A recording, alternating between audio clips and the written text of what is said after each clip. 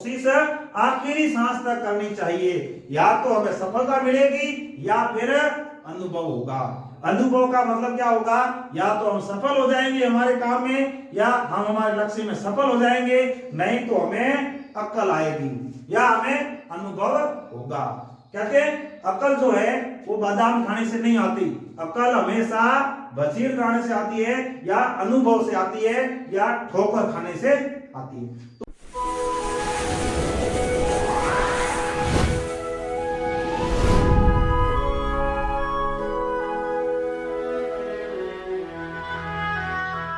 नमस्कार दोस्तों एवं प्यारे विद्यार्थियों, मैं पोखरराम बामणिया एक बार पुनः आप सभी का बामणिया बायोलॉजी एंड न्यूज पर हार्दिक स्वागत और अभिनंदन करता हूं। आज इस क्लास के अंदर हम डिस्कस करेंगे एनसीईआरटी बायो कक्षा 12 और उसका जो चैप्टर है 5th, उस चैप्टर के बारे में बात करेंगे। चैप्टर का नाम है, नया अध्याय शुरू कर रहे हैं, नए अध्याय का नाम है वंशागति और विभिन्नता, या आनुवंशिकी की बात करते हैं, या हम पढ़ते हैं जेनेटिक्स के बारे में।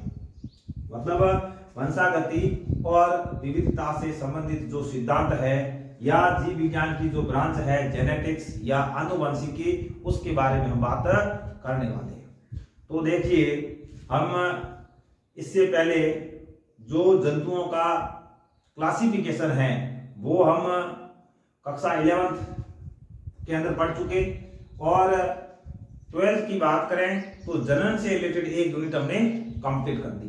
तो एक यूनिट हमने 11th के अंदर पढ़ ली और एक यूनिट हमने 12th के अंदर पढ़ ली। अब हम नेक्स्ट आज कक्षा 12th बायो की जो नेक्स्ट यूनिट है उसके बारे में बात करते हैं।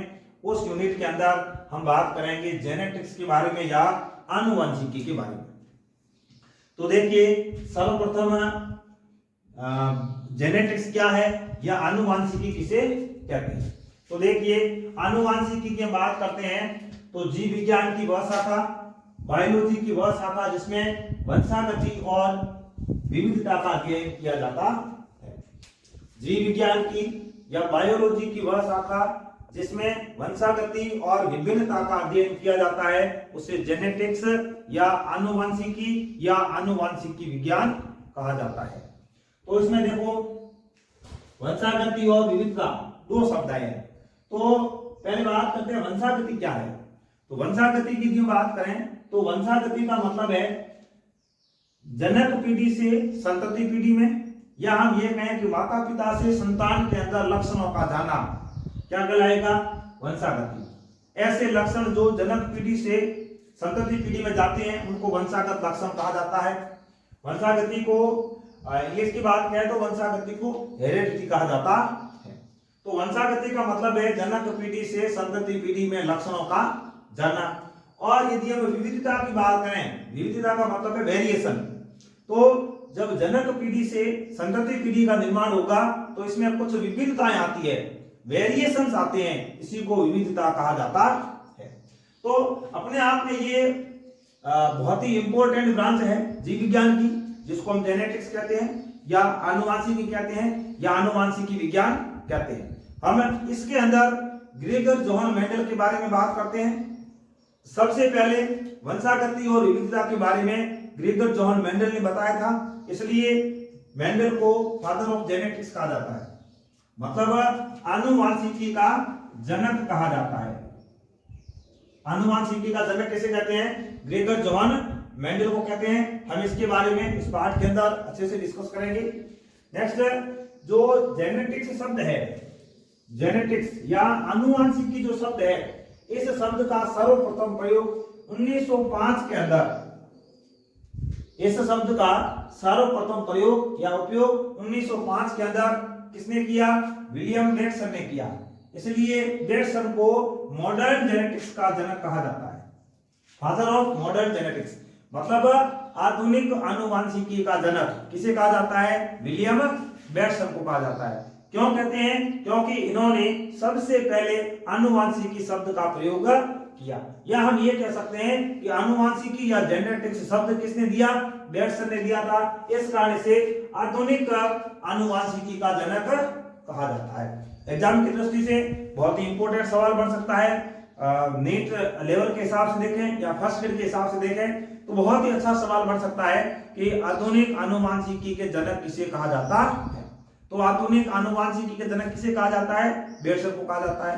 क्यों कहा जाता है? क्योंकि इन्होंने है वो आनुवांशिकी या जेनेटिक्स शब्द दिया था। नेक्स्ट हम इसी में बात करते हैं कि इससे रिलेटेड एक वैज्ञानिक आता है जिसका नाम है मॉर्गन।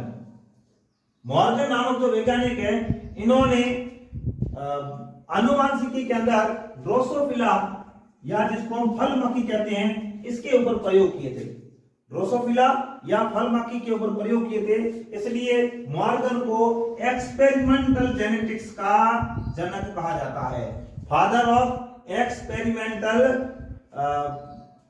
जेनेटिक्स, या हम कहें कि प्रयोगात्मक आनुवांशिकी का जनक किसे कहेंगे? मॉर्गन को कहा जाता है। तो इस तरह से सामान्य बात हो गई वंशागति और विविधता के बारे में, जेनेटिक्स के बारे में। जेनेटिक्स के जनक कौन है? ग्रेगर जॉन मेंडल है। आधुनिक आनुवांशिक जनक कौन है? विलियम पेटरसन है। प्रयोगात्मक आनुवांशिकी के जनक कौन है? मॉर्गन नामक वैज्ञानिक है। अब मॉर्गन प्रयोगात्मक आनुवांशिक जनक क्यों है? क्योंकि इन्होंने ड्रोसोफिला के ऊपर प्रयोग किए थे। और इनको आधुनिक आनुवांशिक के जनक क्यों कहते हैं? क्योंकि आनुवांशिक शब्द है वो इनके द्वारा प्रस्तुत किया गया था। अब देखिए, हम पहले जो वंशागति है या हेरेडिटी है, इसके बारे में बात करें तो जनक पीढ़ी से संतति पीढ़ी में लक्षणों का स्थानांतरण, इसको हम क्या कहते हैं? वंशागति या हेरेडिटी कहते हैं। तो जो जनक पीढ़ी है उससे संतति पीढ़ी, या हम ये कहें कि एक पीढ़ी से दूसरी पीढ़ी में लक्षणों का जाना, उसको हम कहेंगे वंशागति। और ऐसे लक्षण जो होते हैं इनको हम वंशागत लक्षण कहते हैं। अब एक पीढ़ी से दूसरी पीढ़ी के अंदर ये लक्षण जाएंगे तो ही मनुष्य का बच्चा मनुष्य के जैसा, गाय का बच्चा गाय के जैसा, भैंस का बच्चा भैंस के जैसा होगा। इसलिए हम ये कह सकते हैं कि जो वंशागति है वो आनुवांशिकी का आधार है, मतलब बेस ऑफ जेनेटिक्स। किसे कहेंगे? हेरेडिटी को कहा जाता है। बात करते हैं विविधता की या वेरिएशन की। वेरिएशन का मतलब है विविधता। जनक पीढ़ी से संतति पीढ़ी में जो असमानता आती है, जो विभिन्नता आती है, उसी को विविधता या वेरिएशन कहा जाता है। ये विविधता दो प्रकार की होती है, जेनेटिक हो सकती है, कायिक हो सकती है। मतलब जेनेटिक हो सकती है या सोमेटिक हो सकती है। तो विविधता दो प्रकार की, जेनेटिक या कायिक। कायिक विविधता जो होती है यह एक पीढ़ी से दूसरी पीढ़ी में वंशागत नहीं होती। मतलब ये जो विविधता होती है, ये जो विभिन्नताएं होती है, ये एक पीढ़ी से दूसरी पीढ़ी में ट्रांसफर नहीं होती है। नेक्स्ट, ये जो जेनेटिक विभिन्नता है ये ज्यादा इंपॉर्टेंट है। ये एक पीढ़ी से दूसरी पीढ़ी में वंशागत होती है। मतलब जनक पीढ़ी से संतति पीढ़ी में ट्रांसफर होती है या माता पिता से उसकी संतान में जाती है। तो देखिए, ये जेनेटिक विभिन्नता है, ये दो प्रकार की होती है। जेनेटिक विभिन्नता में एक होती है सतत कंटिन्यूअस, दूसरी होती है असतत। तो जेनेटिक विभिन्नताएं दो प्रकार की हो गई, सतत और असतत। अब देखिए, जो सतत होती है ये तो पीढ़ी दर पीढ़ी ट्रांसफर होती है, लेकिन ये असतत होती है, ये अचानक होती है, मतलब अकस्मात हो जाती है। तो जो अकस्मात विभिन्नताएं आती है उसको हम कहते हैं म्यूटेशन। म्यूटेशन या जिसको हिंदी में हम कहें तो उत्परिवर्तन इसको कहा जाता है। तो ये तो असतत प्रकार की जो जेनेटिक विभिन्नता है इनको हम म्यूटेशन कहते हैं, उत्परिवर्तन कहते हैं। और नेक्स्ट जो सतत प्रकार की होती है ये लैंगिक जनन के कारण होती है। लैंगिक जनन के दौरान इनमें जीन विनिमय होता है, क्रॉसिंग ओवर, जीन विनिमय होता है और रिकॉम्बिनेशन, पुनर्योजन होता है, उससे ये विभिन्नताएं आती है और एक पीढ़ी से दूसरी पीढ़ी में सतत रूप से यह ट्रांसफर होती है। तो इस तरह से विभिन्नताएं दो प्रकार की हो गई।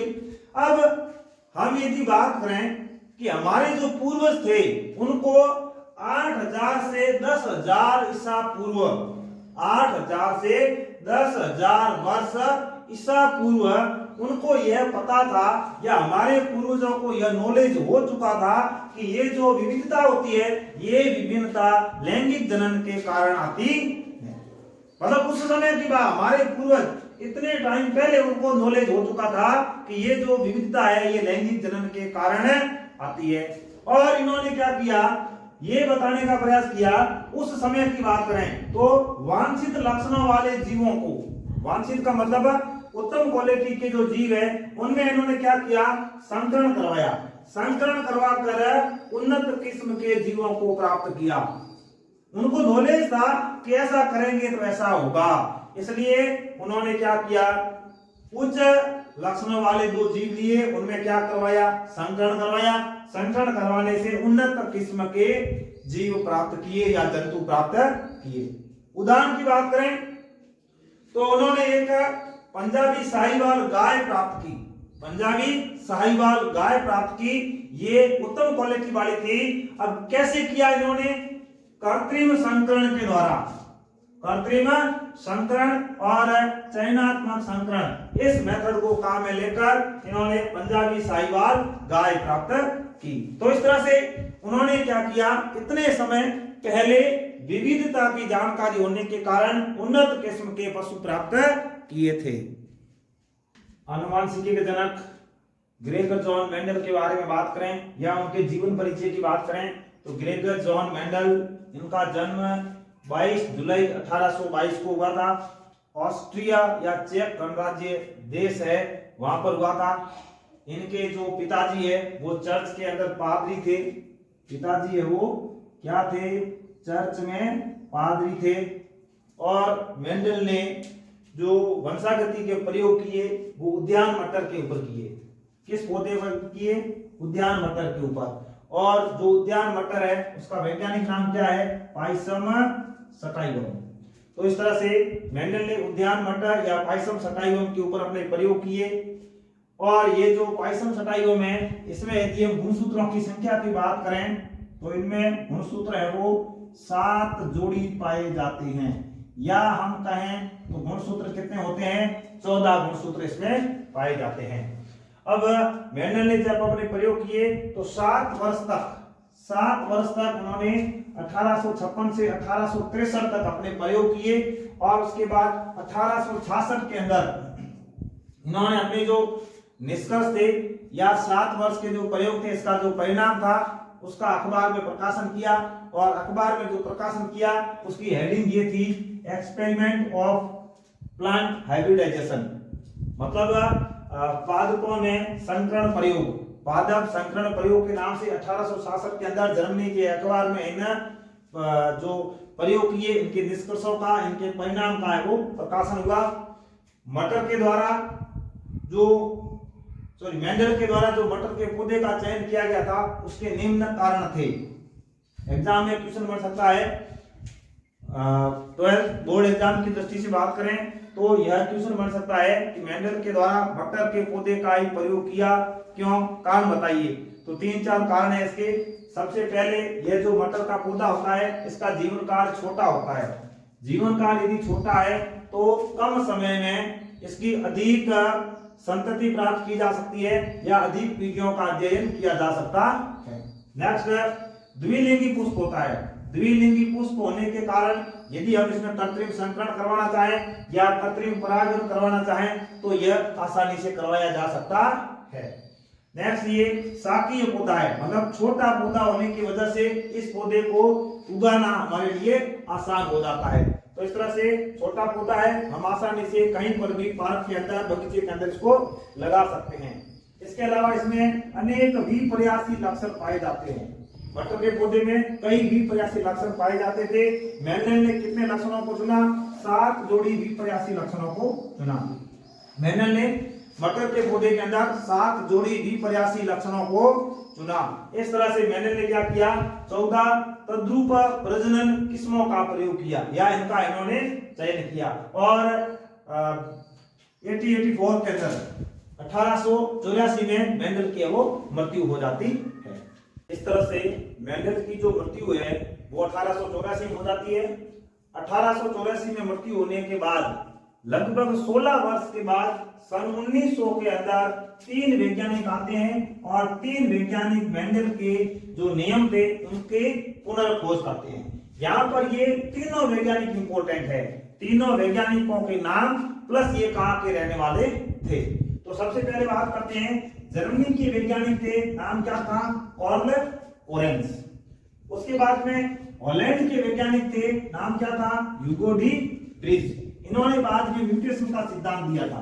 कौन सा सिद्धांत दिया था, म्यूटेशन का सिद्धांत दिया था या उत्परिवर्तन का सिद्धांत दिया था। और ऑस्ट्रिया के वैज्ञानिक थे वॉन शेरमॉक। इस तरह से ये जो तीन वैज्ञानिक है सन 1900 के अंदर आते हैं और मेंडल के नियम जो कि 1866 के अंदर प्रकाशित हुए थे। मेंडल ने अपने नियमों का प्रकाशन है वो 1866 के अंदर जर्मनी के अखबार में किया था, जिसका नाम था एक्सपेरिमेंट ऑफ प्लांट हाइब्रिडाइजेशन, पादपों में संकरण प्रयोग। 1866 में इसका प्रकाशन किया था और लगभग 34 वर्ष के बाद इन नियमों की पुनः खोज होती है। ये तीन वैज्ञानिक है वो मेंडल के नियमों की पुनः खोज करते हैं। अब ये जो वैज्ञानिक है ये अपने प्रयोग कर रहे थे। प्रयोग करने के बाद में ये इन्होंने जो रिजल्ट निकाला, ये जिस रिजल्ट पर पहुंचे थे वो रिजल्ट मेंडल 34 साल पहले अखबार में छाप चुका था। इसलिए इन्होंने क्या किया, इन्होंने कहा कि हमारे पास आज जो रिजल्ट है या हमारे पास जो रिजल्ट आया है यह रिजल्ट आज से 34 साल पहले जब मेंडल ने प्रयोग किए थे उस समय ये रिजल्ट आया था और उन्होंने 1866 के अंदर इस रिजल्ट का अखबार में प्रकाशन भी किया था। इसलिए उन्होंने मेंडल ने जो प्रयोग किए थे रिजल्ट एक जैसा होने के कारण आनुवांशिकी से संबंधित जो नियम थे उनके लिए जो मेंडल है उनको उत्तरदायी माना, या हम ये कहें कि उन्होंने इसका श्रेय है वो किसको दिया, मेंडल को दिया। इसलिए मेंडल को आनुवांशिकी का जनक कहा जाता है। तो इस तरह से ये जो तीन वैज्ञानिक है ये सन 1900 के अंदर मेंडल के नियमों की पुनर्खोज करते हैं। तीनों वैज्ञानिक इंपॉर्टेंट है। कब खोज करते हैं, सन 1900 में। प्रकाशन के कितने साल बाद, 34 वर्ष बाद। मेंडल की मृत्यु के कितने साल बाद, 16 वर्ष बाद मेंडल के नियमों की पुनर्खोज होती है। और ये सभी वैज्ञानिक मिलकर इन नियमों की खोज का श्रेय किसे देते हैं, ग्रेगर जोहान मेंडल को देते हैं। और इसी के साथ मेंडल को आनुवांशिकी का जनक या फादर ऑफ जेनेटिक्स कहा जाता है। अब देखिए 1866 के अंदर इसका प्रकाशन हो चुका था, तो सन 1900 तक इतने लंबे समय तक ये नियम, मेंडल के जो नियम थे ये पब्लिक के सामने क्यों नहीं आए, मतलब ये दबे कैसे रह गए? तो उसके कुछ एक कारण है। सबसे पहला कारण है कि जिस समय मेंडल अपने प्रयोग कर रहे थे या उन्होंने अपने प्रयोग किए, प्रयोग करने के बाद इसका जब पेपर के अंदर, न्यूज़पेपर के अंदर इन्होंने प्रकाशन किया तो उस समय संचार की सुविधा नहीं थी, इसलिए इसका प्रचार प्रसार नहीं हुआ। पेपर में आया, लोगों ने नहीं पढ़ा तो समझ में नहीं आया, उनको गणित समझ में नहीं आई और उन्होंने इसको गंभीरता से नहीं लिया। इस वजह से इनके जो नियम अखबार में छपे थे तो वो अखबार तक ही सीमित रह गए। तो पहला आता है संचार की सुविधा नहीं थी, इस वजह से प्रचार नहीं हुआ, लोगों को उसकी जानकारी नहीं मिली।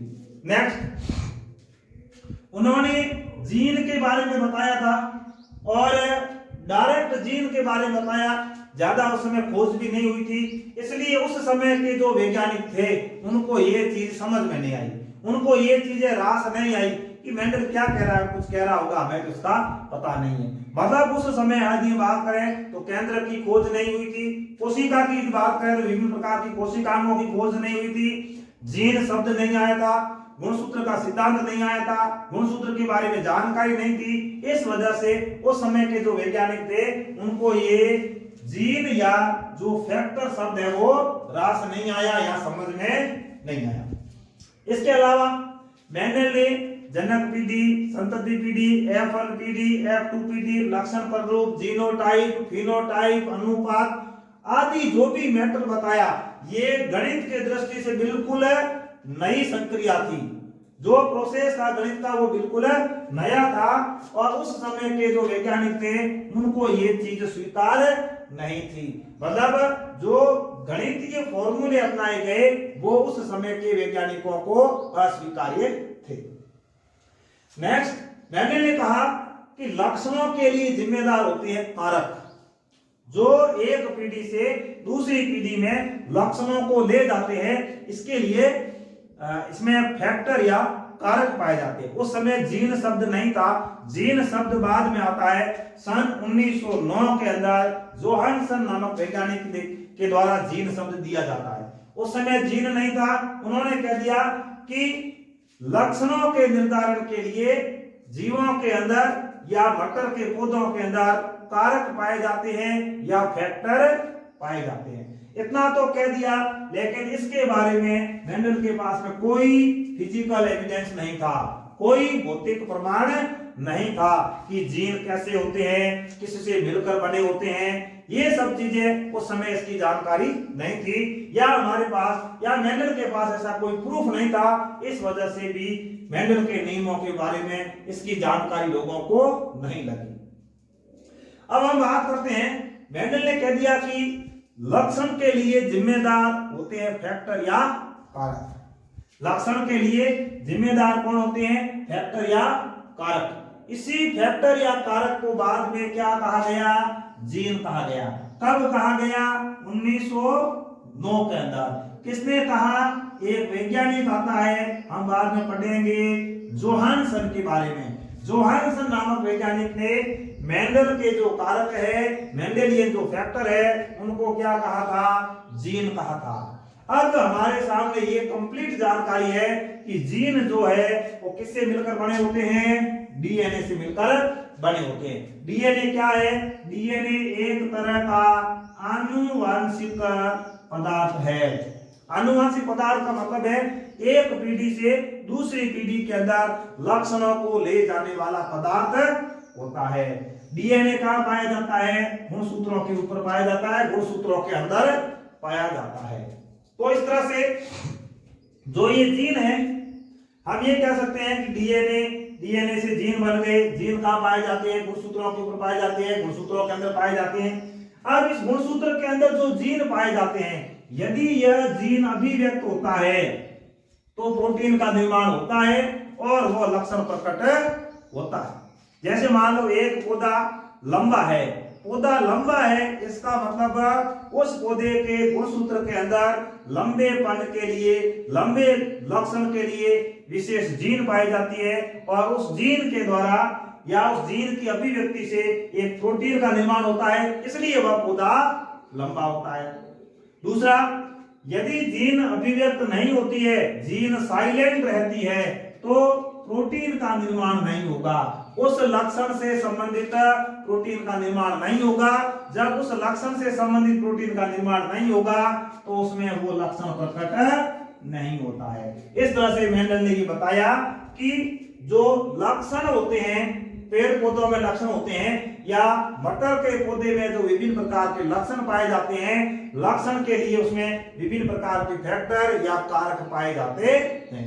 यदि कारक या जीन अभिव्यक्त होगा तो उससे संबंधित प्रोटीन का निर्माण होगा और वो लक्षण प्रकट होता है, और यदि वह जीन साइलेंट रहता है तो उससे संबंधित प्रोटीन का निर्माण नहीं होने से उसमें वह लक्षण प्रकट नहीं होता है। मेंडल ने जो मटर के पौधों के ऊपर प्रयोग किए थे, तो हमने पहले ही बात कर दी कि मेंडल ने मटर के पौधों के ऊपर जब प्रयोग किए तो इन्होंने 7 जोड़ी विपर्यासी लक्षणों को लिया। कितने जोड़ी? 7 जोड़ी विपर्यासी लक्षणों को लिया। तो अब यहाँ पर 7 जोड़ी जो विपर्यासी लक्षण है, ये कौन कौन से हैं? ये भी क्वेश्चन काफी इंपॉर्टेंट रहेगा बोर्ड एग्जाम की दृष्टि से। तो 7 जोड़ी जो विपर्यासी लक्षण है, इसमें आपको सबसे पहले ये ध्यान रखना है कि एक लक्षण जो भी होगा उसके 2 विपर्यासी लक्षण होते हैं। जैसे उदाहरण के लिए पौधा या लंबा होगा या बूंदा होगा, तो ये एक दूसरे के विपरीत और विपर्यासी लक्षण हैं। मतलब लंबा होगा या बूंदा होगा, बाल है वो काले होंगे या सफेद होंगे, आदमी गोरा होगा या काला होगा, बाल है वो सीधे होंगे या घुंघराले होंगे। एक लक्षण के 2 युग्म विकल्पी होते हैं, और हम उसमें से बात करेंगे कि दोनों में से कौन सा लक्षण प्रभावी है और कौन सा लक्षण अप्रभावी है। तो हमने जो 7 जोड़ी विपर्यासी लक्षण दिए हैं, उसमें जैसे हमने लिया ऊंचाई वाला लक्षण, तो ऊंचाई में पौधा या लंबा होगा या बौना होगा, इन दोनों में से प्रभावी कौन सा है? तो प्रभावी है लंबा, अप्रभावी है बोना। अब देखो प्रभावी अप्रभावी की बात करें तो प्रभावी का मतलब क्या होगा? वह लक्षण जो F1PD के अंदर प्रकट होता है प्रभावी लक्षण कहते हैं।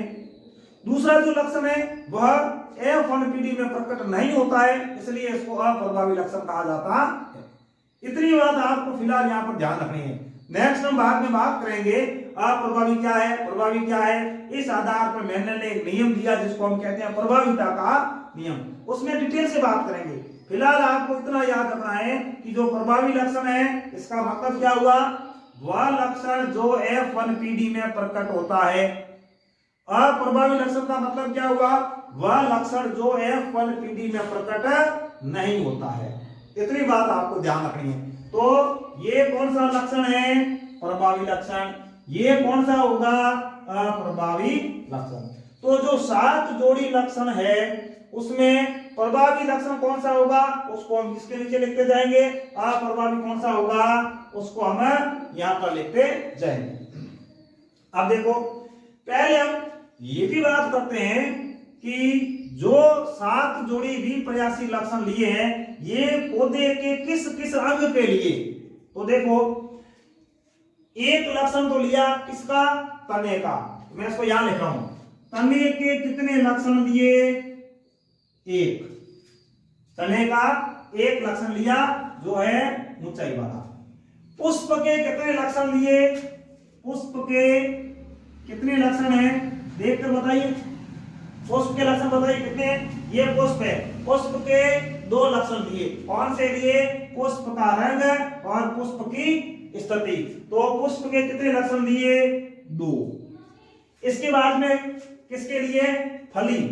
फली के कितने लक्षण दिए? 2। कौन कौन से? फली का रंग और फली का आकार। तो फली के कितने लक्षण लिए? 2। फली बराबर 2। इसके बाद में किसके लक्षण दिए हैं? बीज के। बीज के कितने लक्षण दिए? 2। कौन कौन से? बीज का रंग और बीज का आकार। तो नेक्स्ट हम लिखते हैं बीज के कितने लक्षण? 2। कुल मिलाकर कितने लक्षण हो गए? 7 लक्षण हो गए। मतलब 7 जोड़ी द्विप्रयासी लक्षणों को लिया। एग्जाम में पूछा जाए तने के कितने लक्षण? तो 1, बाकी सबके 2-2। अब याद करने के लिए देखें तो देखो आप तना तो याद नहीं जाएगा क्योंकि एक ही लक्षण है और इसको सबसे पहले लिखा जाता है। तो तने का कौन सा लक्षण है? लंबाई का। अब उसके बाद में देखिए पुष्प के 2 लक्षण, फली के 2 लक्षण, बीज के 2 लक्षण। 2-2। अब आपको ये याद आ जाएगा फली के 2, बीज के 2 और पुष्प के 2। इसका मतलब ये जितने भी लक्षण हैं ये पुष्प से रिलेटेड है। पहले किसके लिए? पुष्प के लिए। पुष्प से बाद में क्या बढ़ेगी? फली बढ़ेगी। फली से क्या बढ़ेंगे? बीज बढ़ेंगे। तो हमने पहले क्या बनता है? पुष्प। उसके बाद क्या बनती है? फली। उसके बाद क्या बनता है? बीज। इसी नंबर से हमने लिए। पहले पुष्प बनेगा, उसके बाद फली बढ़ेगी, उसके बाद में बीज बनेंगे। तो सबसे पहले तना, उसके बाद में पुष्प। क्यों लिया? क्योंकि तने के बाद में किसका निर्माण होगा? पुष्प का निर्माण होगा। पुष्प के बाद में क्या बनेगी?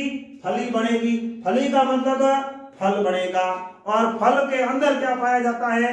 बीज पाया जाता है। तो इस तरह से कौन सा लक्षण?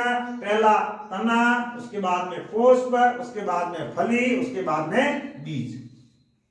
ये आपको नंबर याद हो गया, तना, पुष्प, फली और बीज। अब इसमें कोई रटने वाली बात नहीं है। मैंने आपको सबसे पहले बताया था जीव विज्ञान के अंदर कुछ भी रटने की जरूरत नहीं है। हर चीज आपको समझनी है। हर चीज आप समझ जाओगे तो फिर कोई दिक्कत नहीं होने वाली। एक बार आपने समझ लिया, 4 दिन बाद उसको आप रिवीजन कर लेना, हर चीज आपको याद हो जाएगी। मतलब कोशिश करनी है, हर चीज रटे नहीं, हर चीज हमें समझने की कोशिश करनी है। कोशिश हमेशा करते रहिए। हम ये कहते हैं कि कोशिश लास्ट तक। तो इस तरह से आप रेगुलर कोशिश करते रहिए और डेफिनेट आपको हर चीज याद होगी। आप यदि समझते हुए चलेंगे आगे तो हर चीज आपको याद होगी। अब इसमें कोई दिक्कत नहीं है, पहले क्या लिया, तना, उसके बाद में क्या लिया, पुष्प, उसके बाद में क्या लिया, फली, और अंत में क्या लिया, बीज। अब तने का जो लक्षण है वो तो क्लियर हो गया, ऊंचाई है, ये तो ऑटोमेटिक याद हो जाएगा क्योंकि हम इसको बार बार घिसेंगे, आगे पढ़ेंगे, पहला नियम, दूसरा नियम, तीसरा नियम, तो इसके ऊपर ज्यादा बात करेंगे, ये आपको वैसे याद हो जाएगा। अब ये याद करने हैं कि पुष्प, फली और बीज, इसमें कौन कौन से लक्षण लिए, तो देखिए पुष्प के अंदर भी रंग है, फली के अंदर भी रंग है, बीज के अंदर भी रंग है। इसका मतलब आपके 3 लक्षण और क्लियर हो गए। तना तो अलग है ही, फली तो फली का रंग, पुष्प तो पुष्प का रंग, बीज तो बीज का रंग, ये 3 आपको याद हो गए, रंग, रंग और रंग। क्लियर है? अब आपको 3 और लक्षण याद करने हैं। 3 क्या याद करने हैं? 3 ऐसे याद करने हैं कि बीज है उसका आकार कैसा है, फली है तो उसका आकार कैसा होता है, पुष्प आपको पता है पुष्प ऐसा होता है, उसका कोई आकार नहीं होता। तो तना, ऊंचाई, पुष्प, फली और बीज, तीनों का रंग, फली और बीज इनका आकार, और जो पुष्प है उसकी क्या है, स्थिति। इस तरह से जो 7 जोड़ी लक्षण है इसको हम याद कर सकते हैं, रटना नहीं है, समझकर याद कर सकते हैं। अब देखिए पुष्प का जो रंग है, बैंगनी रंग है वो होगा प्रभावी, सफेद रंग है वो होगा अप्रभावी। अब ये याद रखना पड़ेगा, मटर के पौधे के अंदर सामान्यतः बैंगनी रंग के पुष्प आते हैं, जो पुष्प आते हैं वो प्रभावी, सफेद है तो अप्रभावी। अब पुष्प की स्थिति, पुष्प यदि अक्ष में है, जैसे मान लो ये पौधा है, ये इसकी शाखा है, इसकी अक्ष में यदि पुष्प बन रहा है इस तरह से, इसको हम कहेंगे अक्षीय, और यदि इसके अंत में यहां पर पुष्प बन रहा है तो इसको हम क्या कहेंगे, शीर्षस्थ। तो ये है शीर्षस्थ, ये है अक्षीय। तो यदि पुष्प अक्ष में लगते हैं तो वो प्रभावी है, अंत में लग रहे हैं, शीर्ष में लग रहे हैं तो वो अप्रभावी होते हैं। अब फली का रंग देखिए, सामान्यतः जो फली होती है वो हरे रंग की होती है, तो सामान्यतः जो रंग है वो प्रभावी है। अब फली सूखने के बाद कैसी हो जाएगी, पीले रंग की हो जाएगी, तो प्रभावी कौन सा, हरा, अप्रभावी कौन सा, पीला। याद रख सकते हैं थोड़ा बहुत जोड़कर। फिर हम बात करें फली का आकार, फली कैसी होगी भाई, फली के अंदर बीज भरा हुआ होगा तो फली फूली हुई होगी, सामान्यतः फली फूली हुई होती है, तो फूली हुई है तो वो प्रभावी, और सूखने के बाद सिकुड़ जाती है तो सिकुड़ी हुई है तो अप्रभावी। आराम से याद रख सकते हैं। फिर आता है बीज, बीज जो है इसमें याद रखना पड़ेगा, बीज है वो प्रभावी कौन सा रंग है, पीला, अप्रभावी कौन सा है, हरा। हम ये कह सकते हैं कि जो फल के अंदर रंग है, फली का जो रंग है उसका उल्टा इसको मान लो, फली के अंदर हरा पीला है, यहाँ पर पीला हरा है, ध्यान रखना, इसको किससे जोड़ देना है, फली के रंग से जोड़ देना है। और बीज आपको पता है बीज गोलाकार होते हैं, सूख जाएंगे तो झुर्रीदार हो जाते हैं। इस तरह से मेंडल ने क्या किया, मटर के पौधे में 7 जोड़ी विपर्यासी लक्षणों को लिया, और 7 जोड़ी विपर्यासी लक्षणों को लेकर मेंडल ने प्रयोग किए। प्रयोग करने के बाद मेंडल ने वंशागति के कितने नियम दिए, 3। मेंडल ने वंशागति के कितने नियम दिए, 3। इन नियमों को हम बाद में पढ़ेंगे डिटेल से। अब ये जो 7 जोड़ी लक्षण है, ये 7 जोड़ी लक्षणों के जीन गुणसूत्रों के ऊपर पाए जाते हैं, और गुणसूत्र मटर के पौधे में कितने होते हैं, 7 जोड़ी। गुणसूत्र कितने होते हैं, 7 जोड़ी, मतलब 14 गुणसूत्र होते हैं। अब ये जो 7 जोड़ी जो लक्षण है, ये 7 जोड़ी लक्षण कुल मिलाकर 4 जो गुणसूत्र है इनके ऊपर पाए जाते हैं। मतलब पहले 1 नंबर गुणसूत्र के ऊपर पाए जाते हैं, 4 नंबर गुणसूत्र के ऊपर पाए जाते हैं, 5 नंबर गुणसूत्र के ऊपर पाए जाते हैं, और 7 नंबर गुणसूत्र के ऊपर पाए जाते हैं। तो इस तरह से जो 7 जोड़ी लक्षण है ये इस तरह से पाए जाते हैं। पहले जो 1 नंबर जो गुणसूत्र है इसके ऊपर 2 लक्षणों के जीन पाए जाते हैं और जो 4 नंबर जो गुणसूत्र है इसके ऊपर 3 लक्षणों के जीन पाए जाते हैं। अब कितने हो गए? 3 और 2 5, पीछे बचे 2। तो 1 लक्षण के जीन इस गुणसूत्र पर, 1 लक्षण के जीन इस गुणसूत्र पर पाए जाते हैं। तो यहां पर एक ये भी प्रश्न बन सकता है कि मेंडल ने जो 7 जोड़ी विपर्यासी लक्षण दिए तो कौन से गुणसूत्र के ऊपर सबसे अधिक जीन पाई जाती है? तो कौन से गुणसूत्र के ऊपर? 4 नंबर गुणसूत्र के ऊपर 3 लक्षणों को नियंत्रित करने वाली जीन पाई जाती है। क्लियर है? अब देखिए, जीन लक्षणों को नियंत्रित करने वाली होती है और जीन हमेशा जोड़ों में पाए जाते हैं।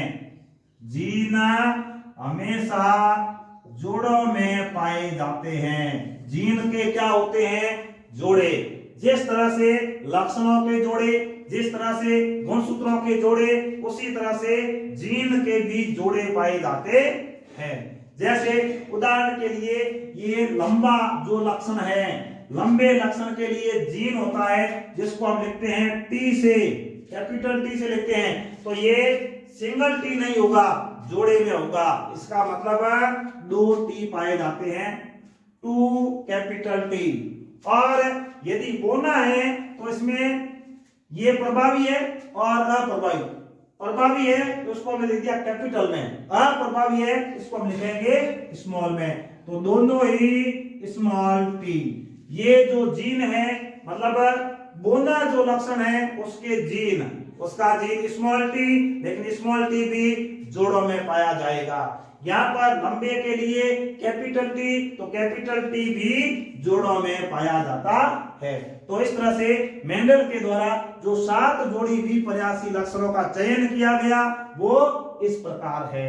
आपके बोर्ड एग्जाम की दृष्टि से बहुत ही इंपॉर्टेंट प्रश्न इस प्रकार बन सकता है। बोर्ड के ऊपर कई छोटे बड़े सवाल है, छोटे छोटे सवाल कई है। ये अलग लिख रखा, तने के कितने हैं, पुष्प के कितने हैं, फली के कितने हैं, बीज के कितने हैं, टोटल कितने गुणसूत्र भाग लेते हैं, किस गुणसूत्र के ऊपर सबसे अधिक जीन पाए जाते हैं, लंबाई का प्रभावी कौन सा, अप्रभावी कौन सा, फिर बीज के रंग का प्रभावी कौन सा, अप्रभावी कौन सा, 7 जोड़ी लक्षण उनके प्रभावी लिखिए, 7 जोड़ी लक्षण उनके अप्रभावी लिखिए। तद्रूप प्रजननी किस्में। तद्रूप प्रजननी किस्मों का मतलब क्या होता है कि मेंडल ने जब प्रयोग किए, जब प्रयोग को शुरुआत की या प्रयोग को जब स्टार्ट किया तब इन्होंने एक लक्षण लिया, जैसे मान लो लंबाई का लक्षण लिया, तो लंबाई में भी शुद्ध लंबे पौधे और शुद्ध बोने पौधे प्राप्त किए। तो शुद्ध रूप से लंबे पौधे प्राप्त करना या शुद्ध रूप से बोने पौधे प्राप्त करना, यह जो विधि है इसको हम कहेंगे तद्रूप प्रजननी किस्में। या ऐसे जो पौधे प्राप्त होते हैं या पौधों की ऐसी किस्म प्राप्त होती है इसको तद्रूप प्रजननी किस्म कहा जाता है।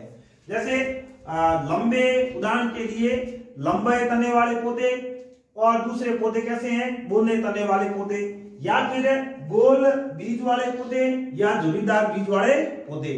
हालांकि ये जो बीज है, बीज का एक लक्षण और उसकी 2 किस्में, बीज गोल हो सकते हैं, बीज झुर्रीदार हो सकते हैं। तो ऐसे पौधे जिनसे गोल बीज ही प्राप्त हो, ऐसी किस्म जो प्राप्त करते हैं इसको हम कहेंगे तद्रूप प्रजननी किस्म।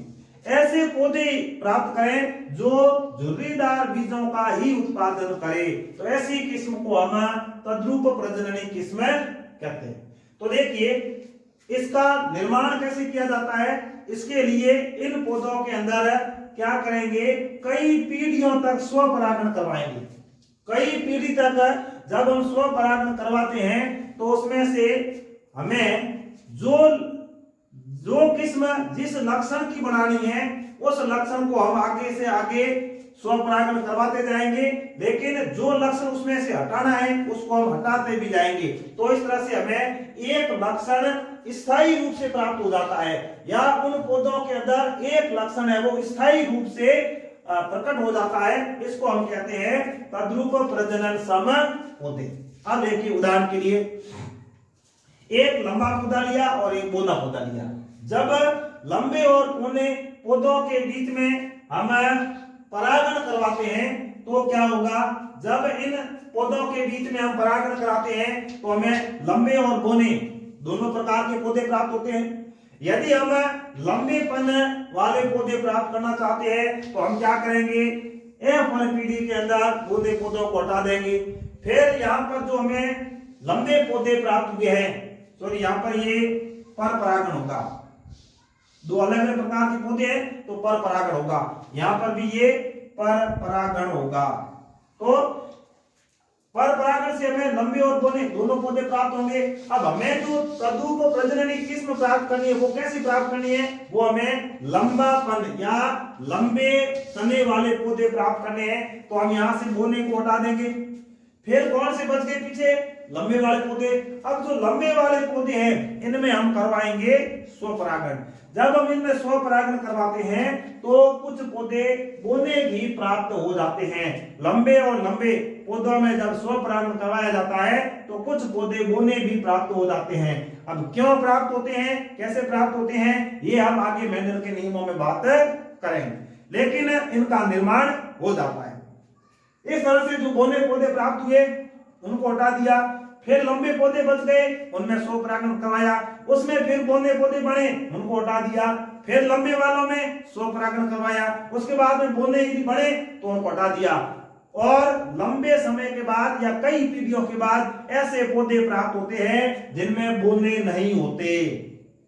मतलब अब जो पौधे प्राप्त होंगे वो लंबे ही प्राप्त होंगे, लंबे तने वाले ही प्राप्त होंगे। ऐसी कंडीशन में हम ये कहेंगे कि हम जो पौधे प्राप्त कर रहे हैं उसमें लंबा जो लक्षण है वो स्थायी रूप से प्रवेश कर चुका, या उस पौधे के अंदर शुद्ध लंबे वाले लक्षण के जीन ही पाए जाते हैं। ऐसी जो किस्म प्राप्त होती है इसको हम कहते हैं तद्रूप प्रजनन सम किस्म। इस तरह से हम क्या करेंगे, शुद्ध लंबे पौधे प्राप्त कर लेंगे। अब इस तरह से यदि हमें शुद्ध बौने पौधे प्राप्त करने हैं तो क्या करेंगे, लंबे और बौने पौधे इनमें क्या करवाएंगे, पर परागण करवाएंगे। तो लंबे और बौने दोनों प्रकार के पौधे प्राप्त होंगे। इस बार हमने बौने पौधे हटाए थे तो इस बार हम क्या करेंगे, लंबे पौधों को हटाते जाएंगे। फिर पीछे कौन से बचेंगे, बौने पौधे। अब बौने पौधों में फिर स्वपरागण करवाएंगे तो लंबे पौधे प्राप्त होंगे, इनको फिर हटा देंगे। इस तरह से हम लंबे पौधों को हटाते जाएंगे तो एक कंडीशन ऐसी उत्पन्न होती है, या हम ये कहें कि कई पीढ़ियों तक यदि हम स्वपरागण करवाते हैं तो अंत में हमें ऐसे पौधे प्राप्त होते हैं जिनमें बौनापन ही है, या उसमें बौना लक्षण स्थायी रूप से समाहित हो जाता है, या बौना लक्षण स्थायी विशेषक के रूप में प्राप्त होता है। ऐसी हमें जो किस्म प्राप्त होती है वो तद्रूप प्रजनन सम किस्म होती है। इससे इसको हम ऐसे कह सकते हैं कि हमें शुद्ध लंबे पौधे प्राप्त किए।